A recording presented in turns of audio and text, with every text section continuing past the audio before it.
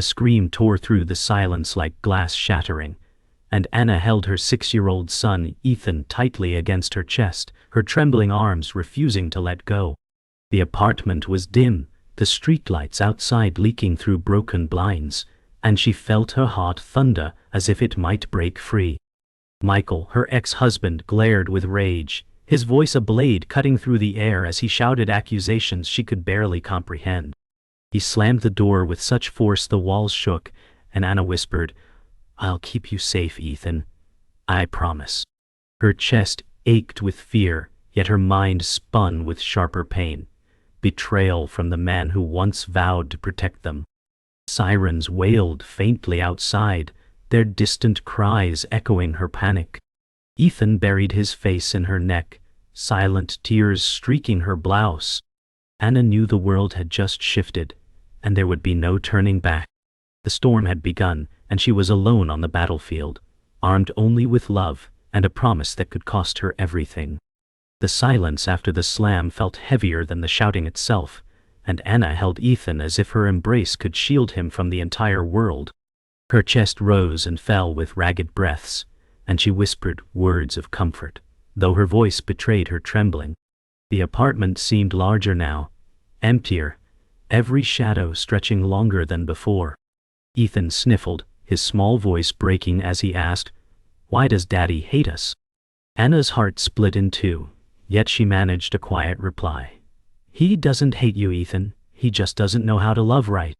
Her throat ached, but she forced strength into her words because she had to. The sirens faded in the distance, and all that remained was the sound of Ethan's breath softening into hiccups. Anna kissed his hair and thought of every night she had fought alone, every sacrifice that had led them here. She knew this was only the beginning. Anna stood and carried Ethan to his small bedroom, the creak of the floorboards marking each step. She laid him gently on the bed, smoothing his blanket as if it were armor against the chaos outside. Ethan's eyes, wide with fear, searched hers for answers. He whispered, "Will he come back?" Anna's voice cracked, but she steadied it. "Not tonight. You're safe here." She kissed his forehead, her lips lingering as if to seal the promise with all her strength. In the dim light of the bedside lamp, Anna felt a surge of determination, despite the ache in her chest. Her world might be breaking, but she swore she would not let Ethan break with it. She switched off the lamp, leaving only a sliver of moonlight across his face, and stepped back into the hallway, shoulders heavy with the weight of both love and despair. Back in the living room, Anna collapsed onto the couch, her head dropping into her hands. She inhaled sharply, as if the very air pressed against her chest like a burden. Memories of Michael's betrayal replayed in fragments, his anger, his accusations, the door slamming like a final judgment. She whispered to herself, "How did it come to this?" Her voice cracked in the stillness. She thought of the bills on the table, the empty space in the fridge, and the courtroom summons waiting in her drawer. Fear clawed at her ribs, but a fiercer force rose with it. The need to protect Ethan. "He deserves better. I'll fight no matter what," she said aloud, as though speaking the words would carve them into reality. Her eyes burned, but she did not let the tears fall. The storm outside had quieted, but inside her, the storm had only begun to rage. The night stretched endlessly, and Anna sat upright, staring at the closed door as though it might burst open again. Her arms still tingled from holding Ethan, and her ears echoed with his frightened words. She rose and walked to the window, pulling aside the blinds. Rain streaked the glass, catching the faint glow of the streetlight, and she whispered, "We're stronger than this. We have to be." The city outside looked indifferent, its lights blinking coldly, but she found defiance stirring in her chest. She pressed her forehead against the glass, the chill grounding her resolve. Anna knew the fight ahead would not just be about custody, but survival, hers and Ethan's. She exhaled slowly, a vow shaping silently between her lips. "I won't let him take you. Not now, not ever." And in that fragile moment, she realized that her war had only just begun. Dawn crept into the kitchen, thin and gray, while the kettle rattled with a nervous song. Anna stirred oatmeal, counting each circle like a quiet prayer for strength. Ethan sketched dinosaurs on a napkin, jaw set in brave imitation. He glanced up and asked, "Are we in trouble?" Anna said, "We are in a hard place, but it is not bigger than us." She slid the bowl to him, hands steady though her stomach shook. The clock ticked like a metronome for courage, and she matched her breath to its beat. "You kept me safe," he said, watching the steam fog his lashes. Anna said, "That is my job, and I'm good at it," and she held the thought like a candle. Her phone lay face down, a little coffin of threats and unfinished grief. She did not touch it, because this moment belonged to them. "What happens now?" he said, voice small as the morning light. Anna said, "Now we choose today, and tomorrow will wait its turn." After breakfast, the apartment settled into a hush that felt like memory knocking. Anna opened the old shoebox and lifted the pawn ticket she had kept like a scar. She remembered the winter she sold her ring for rent and groceries. "It fed us," she told herself, as if answering a jury. She touched a photo of her younger self, bright with a faith that still flickered. A bus pass, a daycare receipt, a note that simply read, "Keep going." And she had. Fear had never paid a bill, but grit had kept the lights alive. "You were enough," she said to the woman in the photo, and her throat burned. The phone buzzed, but she let it crawl back into silence. She thought of nights counting coins and mornings, counting breaths. She had carried them through storms that never made the news. Anna said the cost was high, but the math still favors love. By noon, the cafe hummed with milk steam and quiet plans, and Anna wrapped both hands around a warm cup. Lena slid into the seat and studied her face with the care of long friendship. "Tell me straight," Lena said. "How bad is it today?" Anna said, "I am tired in places sleep cannot reach." Lena nodded like a verdict and pushed a slice of lemon bread across the table. "You do not have to be brave right now," Lena said, "just honest." Anna said, "He wants more than time, he wants control, and I will not bend." The words felt heavy, and right, and a little dangerous. Lena said, "Then we build a wall of facts and a bridge of witnesses." Anna almost smiled at the architecture of hope. She said, "Stay close." And Lena said, "Closer than your shadow." The dinner rush hit like surf, and the diner's neon buzzed above the clatter and heat. Anna moved between booths, balancing plates, and an ache that would not sit down. A customer snapped, and she answered with measured kindness that cost energy she could not spare. Mr. Ortiz caught her eye and said, "Break in 5, and breathe in 10. Anna said, "If I stop, I might not start again," but she nodded anyway. Behind the counter, the ticket rail clicked like a tiny metronome of demands. Her legs hummed, her back protested, yet her hands stayed steady. "You are a machine," a cook said, half teasing. Anna said, "I am a mother," and the truth straightened her spine. The door chimed, a gust of night air bringing rain and the taste of resolve. She carried it like a tray she refused to drop. Night folded back over the apartment, and quiet returned like a wary guest. Ethan slept, small and sure, a lighthouse in soft breaths. Anna cleared a corner of the table and spread the summons beside a pen that had run dry twice today. "You are paper," she told the document, "and I am bone." She listed what tomorrow would need and what courage would cost. The fear rose, but she poured it into words until it thinned. "We will not be smaller than this," she said, and the room seemed to lean in. The radiator ticked. The fridge hummed. The city whispered through the blinds. She touched the door, then the wall above Ethan's bed, a ritual of silent armor. Anna said, "I am not alone, because he is mine, and I am his." The vow held, and the night finally held them back. The afternoon sun cut hard through the blinds, striping the living room like prison bars. Anna held a letter from work, her hand trembling as she read the words that threatened her job. The company claimed restructuring, but she knew the truth, whispers fed by someone who wanted her weakened. She sat at the table, Ethan's crayons scattered beside overdue bills, and felt the walls close in. Ethan asked softly, "Are we going to be okay?" She managed to smile, though her voice cracked. "We'll always be okay because we're together." Inside her chest ached with panic, but her resolve sparked, small but fierce. She thought of Michael's smirk in court, the way he thrived on her exhaustion. Anger rose like fire in her lungs, but love anchored it. She whispered to herself, "I will not let them take more," as her fingers tightened around the letter like a shield. Evening settled with a restless hum as Anna walked the block, phone pressed to her ear, the cold air biting her cheeks. Lena's voice cracked through static, sharp with urgency. It was Claire who spoke to them. "Anna." Anna froze, the streetlight painting her face in harsh yellow, betrayal sinking deep. Claire, the one she trusted, the one who swore loyalty, had sold her secrets to Michael. "Why?" Anna whispered, her throat raw. Lena sighed. "He promised her a promotion. He's poisoning everything." Anna's heart clenched, the betrayal heavier than the cold night. "She was family," Anna muttered, her eyes burning as the wind cut harder. Ethan's laughter from earlier replayed in her head, a reminder of what was at stake. She said firmly, "Then I'll stand taller. Betrayal won't break me, it will sharpen me."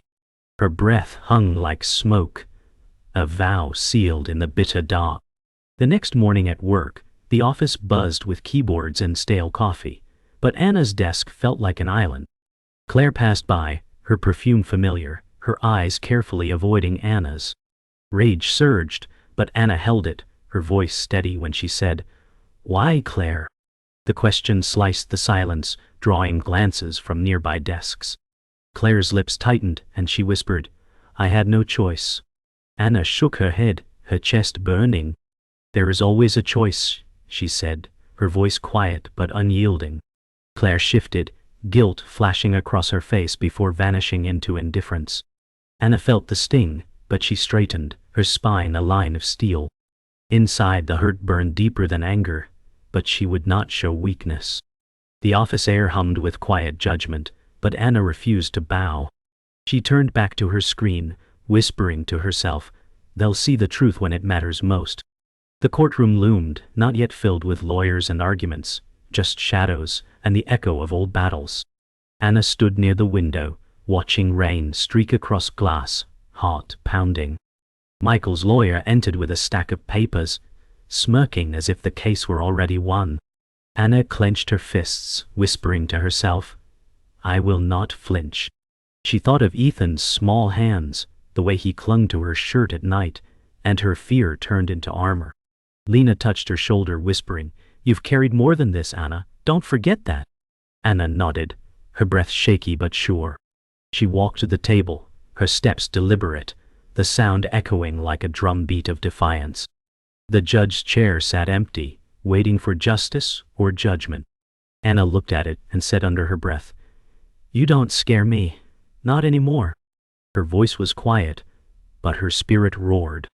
Night returned, and Anna sat at Ethan's bedside, the world's weight pressing into her spine. Ethan stirred, eyes half open, and whispered, "You won't let him take me, will you?" Anna pressed his hand and said, "Never, Ethan, not as long as I breathe." Her heart cracked at his fear, yet her promise steadied her. The betrayal, the threats, the looming court, all paled before this single vow. She brushed his hair from his forehead, memorizing the curve of his smile even in sleep. "You're my reason," she whispered, "the reason I'll burn the world before I lose you." The room was dark, save for the moonlight painting soft silver across Ethan's blanket. Anna stayed until his breathing evened, then sat in silence, staring at the ceiling, letting the fire in her chest replace the exhaustion in her bones. Her war was not just for survival, it was for love. The rain had stopped, but the streets still gleamed, reflecting broken neon as Anna walked home. Her body sagged from the weight of another brutal day, yet something tugged at her chest, a strange anticipation. She reached her apartment door, only to find an envelope wedged beneath it, her name written in a hand she had not seen in years. Her breath caught as she opened it, the scent of old paper rising like memory itself. Inside was a note, brief but cutting. "I have been watching, and it is time to talk. David, Her heart raced. David, her estranged older brother, gone for more than a decade. She leaned against the wall, whispering, "Why now?" Ethan's footsteps padded behind her, his small voice asking, "Who's it from, Mom?" She swallowed hard, sliding the letter into her pocket, and said, "Someone from the past, Ethan. Someone I never thought would see again." Anna sat at the kitchen table, the envelope open before her, staring at the words as if they might vanish. Ethan slept in the next room, his soft breaths muffled through the thin wall. She traced David's handwriting with her finger, memories surfacing like wounds torn open. The night her brother left, the fight with their father, the slammed door that never reopened. Now, after all these years, he wanted to talk. "What do you want from me?" she whispered into the empty room. The refrigerator hummed, indifferent to her ache. Her chest tightened, torn between hope and suspicion, between longing and anger. She closed her eyes, imagining his face older, changed, but still marked with the same stubborn pride. She whispered again, "Why now, David? Why now?" And the question echoed inside her, unanswered and sharp as glass. The next afternoon, Anna stood in the park, her coat buttoned tight against the chill wind. She scanned the benches until her eyes fell on him. David, older now, 38, male, broad shoulders slouched, dark hair streaked with gray, eyes tired but sharp. He rose slowly, uncertain, as though the years weighed heavier than his body. Anna's chest clenched, torn between running and reaching for him. He said softly, "You've grown stronger." She answered, "And you've been gone." Silence stretched, broken only by rustling leaves. David said, "I didn't abandon you. I was forced away." Anna's eyes narrowed, her voice cutting. "You could have come back." He looked down, shame carving lines deeper in his face. She whispered, "Ethan doesn't know you exist." David lifted his gaze, voice raw. "Then let me prove I deserve to." Her breath shook as she turned away, unsure if she could let him. They sat on opposite ends of a park bench, silence weighing heavier than words. Anna clutched her gloves in her lap, her nails digging into fabric. David leaned forward, elbows on knees, voice low. "I know what Michael is doing. I know the lies he's feeding the court. I have proof." Anna's head snapped toward him, suspicion laced with hope. "How would you know?" she asked sharply. David sighed. "Because I've been following him, watching from a distance, waiting for the moment you'd need me." Her chest tightened with anger, but her curiosity anchored her there. "You left me to fight alone. And now, you want to play savior?" she said. David met her gaze, his voice steady. "No, I want to help you win." The words struck deep, and though her heart screamed distrust, her mind whispered possibility. The choice twisted inside her, sharp and relentless. Back home, Anna stood by Ethan's bed, watching him sleep as moonlight painted his face in soft silver. Her mind churned with David's words, each one heavy as a stone. Proof. Help. Die. Watching. She pressed her hand to the wall, grounding herself. Could she risk letting him in? Could she gamble her son's future on a man who once vanished when she needed him most? She whispered, "I can't lose again." Ethan stirred, his small hand curling around hers, and she bent down to kiss his hair. "I'll protect you," she said softly, "with or without him." Yet as she turned to leave, she glanced at the letter again, lying on her dresser, and felt the storm shift. Maybe, just maybe, the past she hated could hold the key to saving the future she fought for. The thought frightened her more than it comforted her. The courthouse steps loomed like a fortress, cold stone under Anna's shoes, as she climbed with Ethan's photo tucked in her bag. She whispered, "This is for you," her breath fogging in the brisk morning air. Michael stood ahead, his lawyer at his side, their laughter cutting through her resolve like knives. But Anna's spine straightened, her heartbeat steadying with each step. She thought of the long nights, the hunger, the endless sacrifices, and she realized her scars had become her armor. Lena brushed past, murmuring, "Breathe, Anna. He feeds on your fear." Anna nodded, her lips pressed tight, her hand grazing the railing for balance. Inside, the echo of voices waited, ready to judge, ready to strip or restore her future. She whispered again, "Steady this time, we'll win, Ethan. We must do." Inside the courtroom, the air felt heavier than stone, thick with whispered judgments. Anna sat at her table, fingers pressed against her lap, forcing them still. Michael leaned forward with a smug smile, his lawyer spreading documents across the wood like weapons. Anna's lawyer leaned close, whispering, "We counter lies with truth, nothing else." Anna nodded, though her chest tightened like a drum under siege. Across the aisle, Michael's gaze lingered on her, a predator savoring prey. She refused to lower her eyes. The judge entered, robes sweeping, gavel cracking the silence into obedience. Anna whispered in her heart, "Not for me, for Ethan." The trial had begun, and there was no room left for weakness. The questioning cut like knives. Michael's lawyer painted Anna as unstable, dredging fragments from her past and twisting them into poison. Anna gripped her chair, forcing herself not to flinch. She breathed slowly, steady as Lena's earlier advice replayed in her mind. Then came her turn. Anna rose, her voice shaking at first but sharpening with each word. "Yes, I struggled," she said, eyes fixed on the judge. "But I never stopped providing, never stopped fighting. My son has never gone hungry. He has never gone unloved." The courtroom hushed. Michael scoffed, but Anna's words carried louder than his dismissal. For the first time, she saw Michael falter, his jaw tightening as if truth burned his skin. The afternoon dragged, each testimony another stone in the wall around Anna. Then, unexpectedly, David appeared in the gallery. Anna's breath caught as his eyes locked on hers, steady, unyielding. When called forward, he revealed documents he had gathered, proof of Michael's lies, financial manipulations and threats hidden beneath charm. Michael's face drained of color, rage spilling through clenched teeth.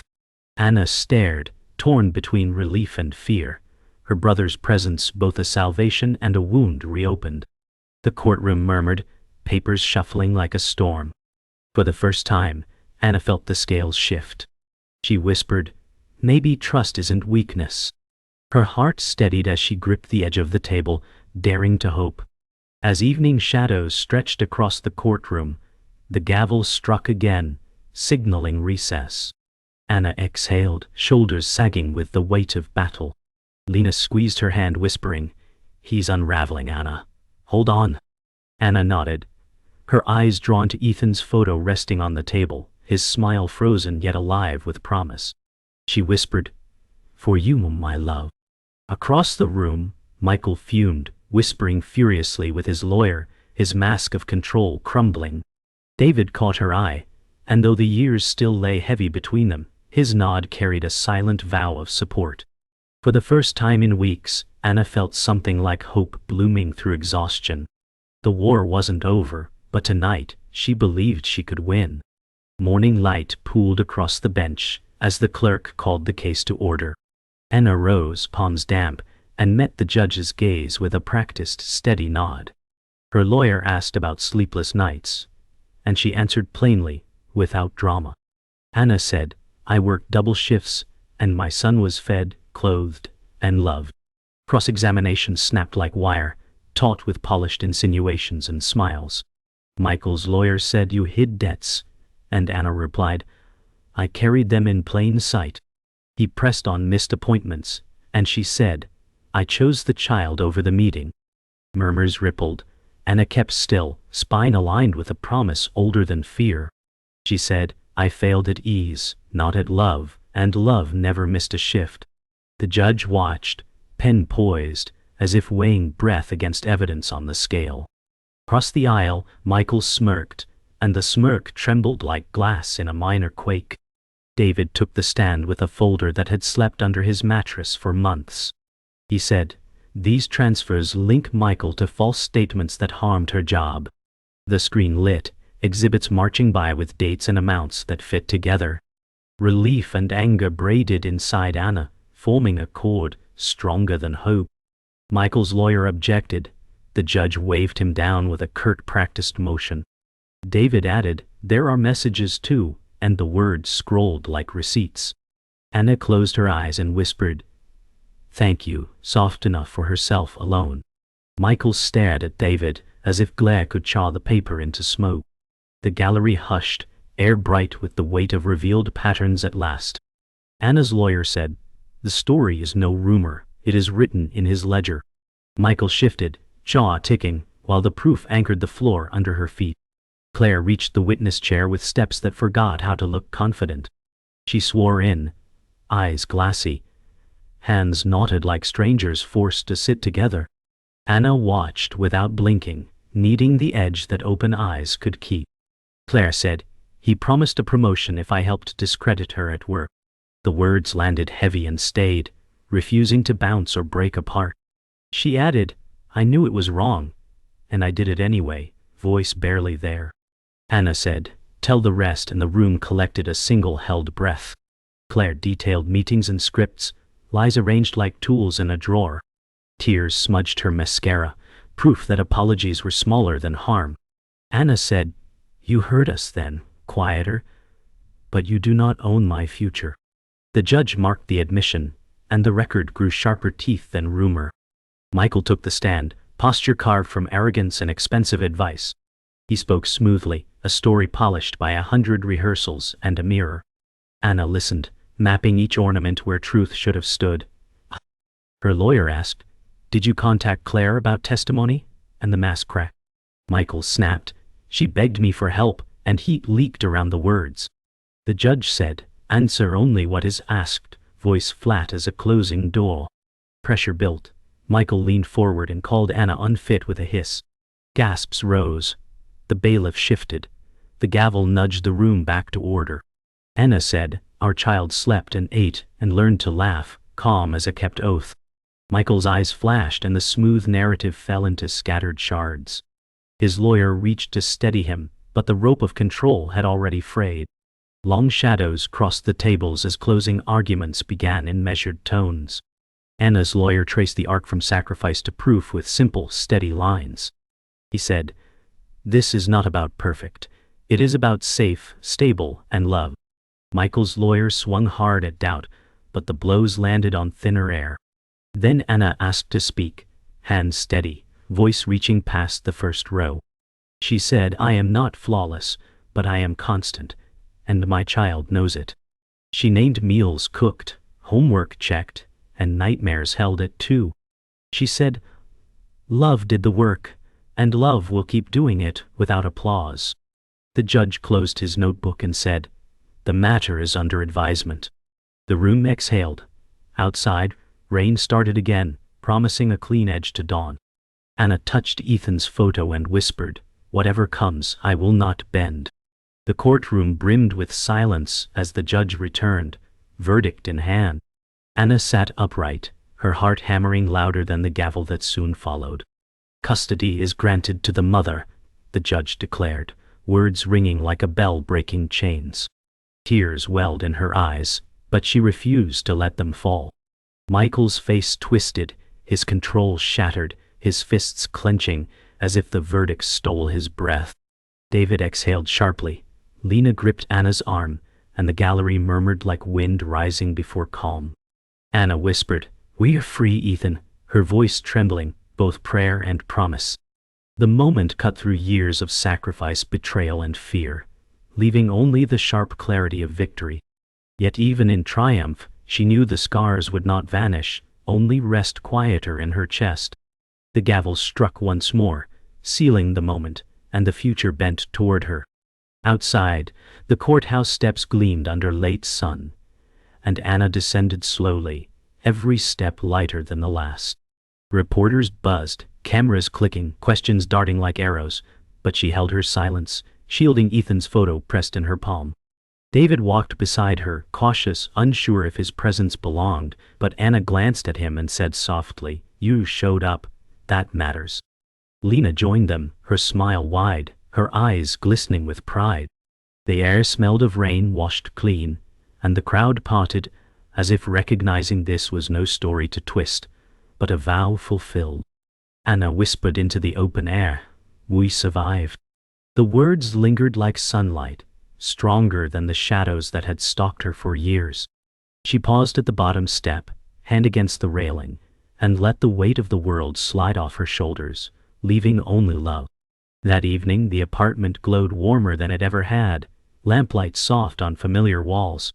Ethan clutched Anna's waist, eyes wide with relief as she whispered, "It's done. You're safe with me."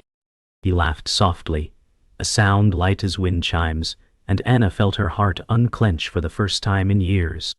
David lingered by the door, uncertain, but Ethan ran to him and said, "Are you really my uncle?" David bent down, eyes wet, and said, "Yes, if you'll have me." Anna watched, unsure if forgiveness could heal everything, but grateful for this fragile start. Lena raised a glass of water, grinning, "2-piece hard one."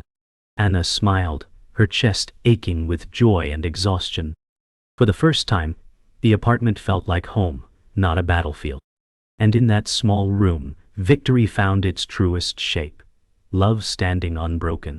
Later, Anna stood by the window, moonlight silvering her face as the city hummed quietly beyond the glass. Her reflection looked older, carved by years of fear and fight, but steadier, fuller.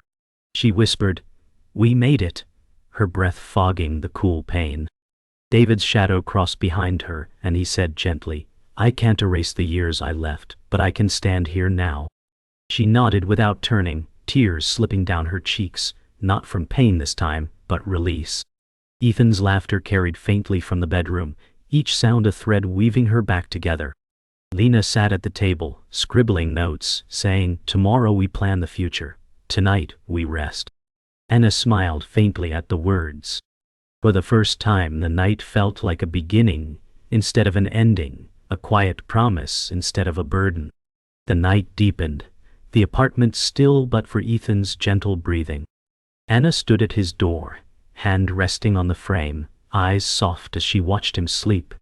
His chest rose and fell steadily, his face untroubled at last. She whispered, "We're stronger now, and we'll never stop fighting." A smile, real and unbroken, curved her lips, the first in years. She turned back into the room, her shoulders no longer bowed, her steps lighter than air.